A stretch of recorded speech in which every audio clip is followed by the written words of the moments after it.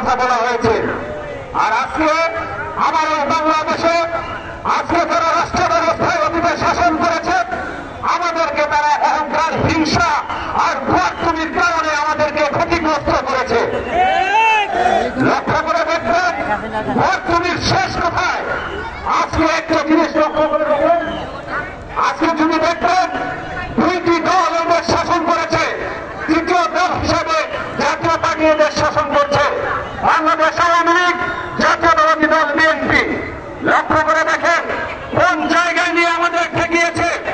একজন যদি বলে আমরা বাঙালি, আর একজন বলবে না আমরা বাংলাদেশি, আমাদেরকে একত্রিত হওয়ার কোন সুযোগ দেবে না।